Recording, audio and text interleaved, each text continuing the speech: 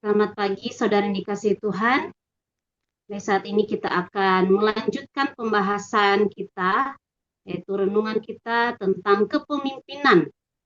Ya, jika minggu lalu saudara kita belajar dari kepemimpinan Musa, hari ini kita akan belajar dari kepemimpinan Yosua. Nah, saudara yang dikasihi Tuhan, pada waktu Musa dipilih menjadi pemimpin, terlihat bahwa Musa ini belum mempunyai kesiapan dalam memimpin. Sehingga ia mengatakan di dalam Keluaran pasal 3 ayat 10 sampai 11, ia mengatakan begini kepada Tuhan, siapakah aku? Sehingga aku yang harus menghadap Firaun dan membawa Israel keluar dari Mesir. Sedangkan Yosua di dalam kitab Yosua terlihat cukup memiliki kesiapan ketika dipilih menjadi pemimpin bangsa Israel untuk menuju tanah Kanaan. Nah, saudara yang dikasihi Tuhan, jikalau kita memilih kriteria kepemimpinan menurut pandangan atau penilaian manusia, maka Yosua yang lebih pantas jadi pemimpin. Ya, kenapa? Karena dia lebih siap untuk memimpin dan memiliki pengalaman untuk memimpin. Ya, akan tetapi saudara di dalam Alkitab keduanya adalah pemimpin yang dipilih dan dipakai oleh Tuhan untuk memimpin umatnya menuju tanah Kanaan. Artinya bahwa Tuhan bisa memilih dan memakai siapa saja untuk menjadi pemimpin. Tidak memandang latar belakang, kapasitas, ataupun pengalaman pribadinya. Sebab ketika Tuhan sudah memilih orang tersebut untuk menjadi pemimpin, di situ Tuhan betul-betul mempersiapkan, betul-betul memperlengkapi dan menyertai anaknya yang sudah dipilih untuk menjadi pemimpin. Jadi satu benang merah yang kita tarik dari renungan ini bahwa pemimpin yang benar adalah pemimpin yang dipilih oleh Tuhan. Di dalam Yosua pasal 1 ayat 1 sampai 2 di situ dikatakan bahwa sesudah kematian Musa, hamba Tuhan itu berfirmanlah Tuhan kepada Yosua bin Nun, abdi Musa itu demikian. Hambaku Musa telah meninggal, sebab itu bersiaplah sekarang. Seberangi sungai Yordan ini, engkau dan seluruh bangsa ini menuju negeri yang akan kuberikan kepada mereka, kepada orang Israel. Saudara, di sini jelas bahwa Yosua yang adalah abdi Musa, adalah murid Musa, dipilih Tuhan menjadi pengganti Musa yang telah meninggal untuk memimpin bangsa Israel menuju tanah Kanaan. Secara tidak langsung, kepemimpinan dari Musa ke Yosua menjelaskan betapa pentingnya estafet kepemimpinan. Betapa pentingnya regenerasi kepemimpinan dalam sebuah organisasi atau dalam sebuah gereja. Sebab kita tidak tahu sampai kapan waktunya kita memimpin, ya. Kita tidak tahu sampai kapan organ tubuh kita atau otak tubuh kita ini bekerja dengan maksimal di dalam memikirkan perkembangan dan pertumbuhan gereja ke depan khususnya. Maka perlu mempersiapkan pemimpin-pemimpin yang memang itu dipilih oleh Tuhan untuk memikirkan perkembangan pertumbuhan gereja ke depan. Jadi saudara yang dikasihi Tuhan, ada dua hal penting yang kita pelajari dari kepemimpinan Yosua ini. Yang pertama adalah pemimpin yang dipilih Tuhan adalah pemimpin yang siap sedia dalam segala hal. Siap sedia dalam segala hal. Saudara yang dikasihi Tuhan, setiap kepemimpinan seseorang pasti mengalami tantangan, ya. Pasti mengalami kesulitan ataupun masalah yang mungkin levelnya berbeda-beda. Mungkin ada yang level kesulitannya ringan, sedang, ataupun berat. Nah, hal serupa dialami oleh Yosua, saudara, yaitu menghadapi kesulitan yang sangat berat dan tampaknya tidak dapat teratasi. Ternyata, untuk memasuki tanah Kanaan, harus melewati kota besar yang dikelilingi dengan tembok Yeriko, yaitu tembok raksasa, tembok yang begitu tebal, begitu besar, kuat, kokoh, dan tidak dapat tertembus oleh apapun, termasuk senjata-senjata militer. Ya, jadi saudara, kalau misalnya Yosua ini mengandalkan diri sendiri, bisa saja Yosua diselimuti oleh ketakutan, oleh kecemasan dan ketidakpercayaan. bahkan bisa saja pesimis untuk melanjutkan perjalanan itu. Karena tantangannya terlihat jelas di depan mata. Itu harus merobohkan tembok yang tidak dapat dibangun oleh kekuatan manusia. Bagaimana mungkin tembok yang sedemikian besar, sedemikian kuat, bisa dimasuki oleh orang Israel yang tidak memiliki senjata ataupun kepandaian dalam berperang. Tetapi Alkitab mencatat, saudara, bahwa Yosua ini betul-betul mengandalkan Tuhan. Sehingga dengan gagah berani, Yosua siap sedia memimpin bangsa Israel untuk merobohkan tembok raksasa itu dan menduduki kota Yeriko tersebut. Kenapa? Karena Allah sendiri yang memimpin dan Allah sendiri yang memberikan strategi jitu untuk merobohkan tembok Yeriko itu. Mari kita perhatikan di dalam Yosua pasal 6 ayat 2 sampai 5. Di situ dengan detail Tuhan memberikan strategi kepada Yosua untuk merobohkan tembok Yeriko itu di dalam melanjutkan perjalanan mereka ke tanah Kanaan nanti. Di ayat 2, berfirmanlah Tuhan kepada Yosua, ketahuilah, aku serahkan ke tanganmu Yeriko ini beserta rajanya dan pahlawan-pahlawannya yang gagah perkasa. Haruslah kamu mengelilingi kota itu, yakni semua prajurit harus mengedari kota itu sekali saja. Demikianlah harus engkau perbuat 6 hari lamanya. Dan 7 orang imam harus membawa 7 sangkakala tanduk domba di depan tabut. Tetapi pada hari yang ke-7, 7 kali kamu harus mengelilingi kota itu sedang para imam meniup sangkakala. Apabila sangkakala tanduk domba itu panjang bunyinya dan kamu mendengar bunyi sangkakala itu, maka haruslah seluruh bangsa bersorak dengan sorak yang nyaring. Maka tembok kota itu akan runtuh. Lalu bangsa itu harus memanjatnya masing-masing langsung ke depan. Wah, saudara yang dikasihi Tuhan, ini adalah strategi jitu, kalau saya bisa katakan, yang diberikan oleh Allah kepada Yosua. Kalau dipikir-pikir ini tidak dapat dihasilkan oleh pikiran manusia. Ya, kita saja yang membaca dan mendengarnya merasa aneh ya, tidak mungkin, tidak masuk akal dan sama sekali tidak masuk dalam strategi kemiliteran.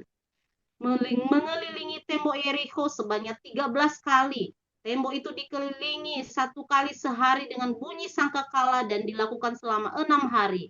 Dan pada hari ke-7 tembok itu dikelilingi sebanyak 7 kali dengan bunyi sangkakala dan suara yang bersorak.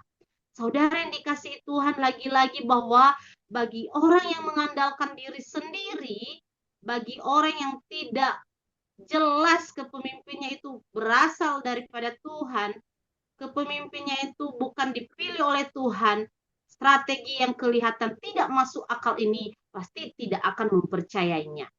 Sebaliknya, bagi orang yang mengandalkan Tuhan, bagi orang yang jelas panggilannya menjadi pemimpin, dipilih oleh Tuhan, sungguh percaya bahwa strategi yang tidak masuk akal bagi manusia adalah strategi jitu bagi Allah. Apa yang tidak mungkin bagi manusia adalah mungkin bagi Allah. Apa yang mustahil bagi manusia, bagi Allah tidak ada yang mustahil. Yosua pun sungguh mengandalkan Tuhan, sungguh percaya dan taat pada perintah Tuhan. Saudara yang dikasihi Tuhan, itu poin yang pertama, yaitu siap sedia dalam segala hal. Kenapa? Karena ia percaya bahwa dia adalah yang dipilih oleh Tuhan. Yang kedua adalah pemimpin yang dipilih Tuhan adalah pemimpin yang taat pada perintah Tuhan.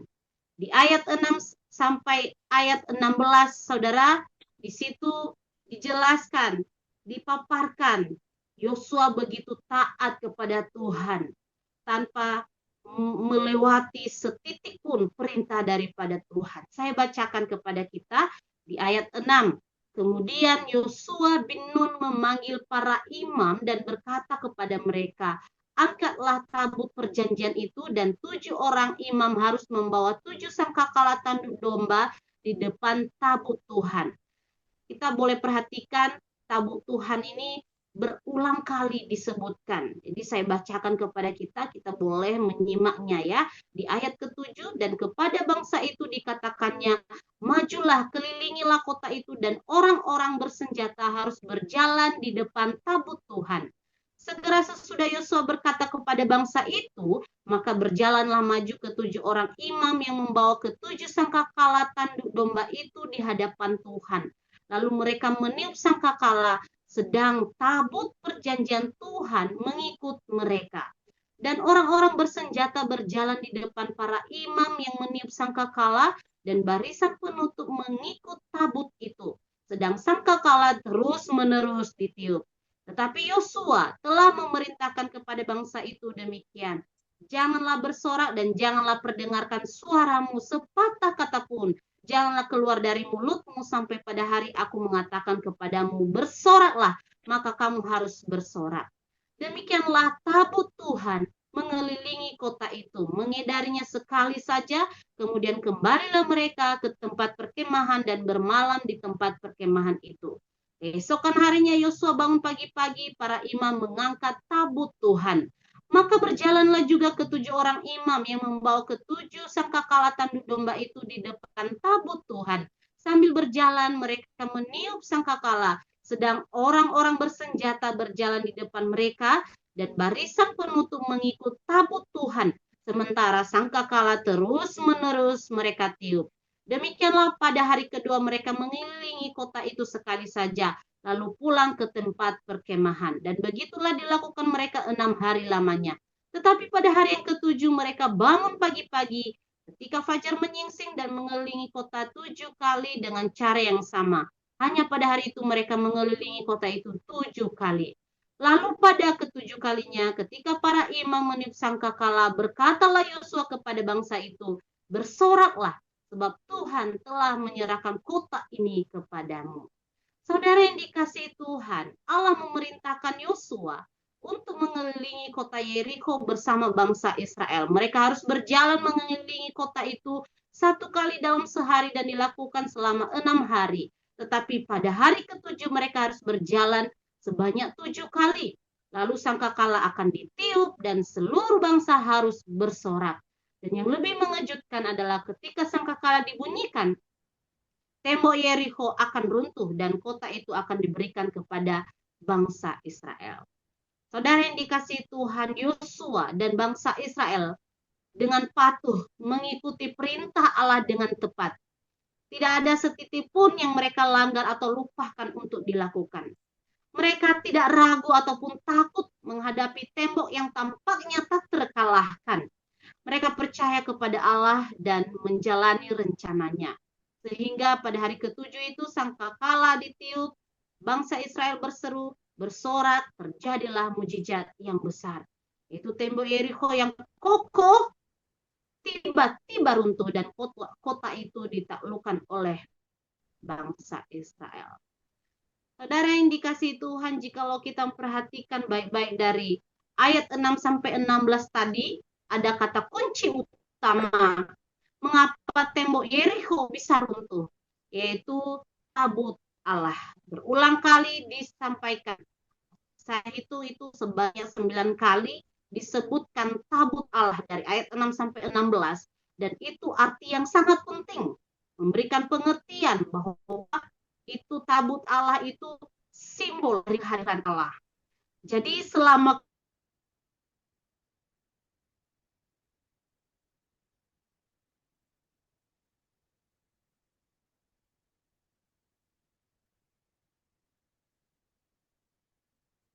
saya akan lanjutkan. Jadi selama kepemimpinan Yosua dan perjalanan Israel memasuki tanah Kanaan dengan melewati berbagai kesulitan, khususnya menaklukkan Yeriko, ternyata ada Allah yang selalu mengikuti mereka. Ada Allah yang selalu bersama mereka, selalu menyertai dan memimpin mereka. Saya mau berkata, saudara, wow, Allah Israel itu sungguh luar biasa. Allah yang saya dan saudara percaya itu adalah Allah yang sungguh luar biasa. Tidak tertandingi oleh apapun dan tidak tertandingi oleh siapapun. Dia bisa melakukan berbagai cara untuk menggenapi rencananya. Dia bisa melakukan berbagai cara untuk menyatakan kehendaknya. Dia bisa melakukan berbagai cara untuk memberi kemenangan kepada umatnya, untuk menyelamatkan umatnya dari berbagai kesulitan, berbagai tantangan, bahkan dari hukuman mati. Saudara yang dikasihi Tuhan, mungkin di mata orang-orang Yerikho, apa yang mereka lakukan itu gila, ya, bodoh, tidak masuk akal, dan mungkin ditertawakan oleh orang-orang Yerikho. Tetapi kuasa Tuhan dinyatakan luar biasa ketika bangsa Israel taat dan bersorak kepada Tuhan. Mungkin di mata orang-orang, saudara, apa yang kita lakukan saat ini tidak ada hasilnya. Mustahil bisa memimpin gereja yang sudah lama tertidur. Mustahil memimpin gereja yang hanya fokus di dalam. Mustahil memberitakan Injil kepada orang yang culture-nya itu sangat kuat. Mustahil mendekati dan mengajak orang yang hatinya keras untuk ke gereja. Mustahil memperbaiki relasi antara suami dan istri yang sudah bertahun-tahun pisah ranjang, tidak baik relasinya, memperbaiki relasi menantu dengan mertua mustahil. Menyekolahkan anak dengan biaya yang semakin tinggi, itu mustahil. Mustahil untuk sembuh dari sakit penyakit saat ini. Atau mustahil usaha dan bisnis menjadi baik di tengah-tengah krisis ekonomi dunia saat ini. Mustahil dan mustahil dan mustahil. Hal-hal yang lain yang kita anggap mustahil itu tidak mungkin terjadi. Saudara, saya mau katakan bahwa ingat, Tuhanlah yang bertindak. Ingat, Tuhanlah yang berkarya dan Tuhanlah yang memimpin. Jika saya dan saudara percaya dan mengandalkan Tuhan, maka dialah yang memimpin dan memberikan strategi jitu untuk menghadapi kemustahilan itu. Yang penting, ketika Tuhan memilih kita, memanggil kita, dan memimpin kita, maka kita harus siap sedia, harus taat tanpa menoleh ke kanan ataupun ke kiri. Jadi saudara yang dikasihi Tuhan, kisah Yosua dan runtuhnya tembok Yerikho ini mengajarkan kita tentang kekuatan iman di dalam Kristus. Mengajarkan kita tentang ketekunan dan kepatuhan kepada perintah Allah. Terlepas dari seberapa besar rintangan yang kita hadapi, jika kita mempercayai Allah dan mengikuti rencananya, kita dapat mengatasi segala hal. Tidak ada tembok yang terlalu kuat, saudara, dan tidak ada rintangan yang tidak terlampaui di dalam Tuhan. Kita bisa melewatinya bersama Tuhan dengan cara dan waktunya Tuhan. Saudara, ingat bahwa tabut perjanjian selalu bersama dengan bangsa Israel ketika mengelilingi tembok Yerikho. Dan itu mengingatkan kita bahwa kehadiran Allah itu nyata. Dia selalu bersama kita dalam setiap perjuangan, dalam setiap kepemimpinan, dan dalam setiap pergumulan kita. Tuhan selalu ada. Pergumulan di dalam keluarga, pergumulan di dalam pelayanan, pergumulan di dalam kesehatan, pergumulan di dalam memikirkan masa depan anak dan relasi kepada orang lain, ingat bahwa Tuhan ada bersama dengan kita. Jadi saudara yang dikasihi Tuhan, apapun tantangan yang ada di hadapan kita, tembok Yerikho seperti apa dalam hidup kita yang sepertinya tidak mungkin tertembus, mari berjalan bersama Tuhan. Taruhlah iman kita kepada Tuhan, taruhlah pengharapan kita kepada Tuhan. Mari terus berdoa dan berharap kepada Tuhan saja. Bersorak dan muliakanlah Tuhan. Maka Tuhan akan menyatakan rencananya, menyatakan kehendaknya dengan memimpin kita ke jalan yang tepat dan pada waktu yang tepat. Siap sedia dan taat pada perintah Tuhan. Tuhan Yesus memberkati.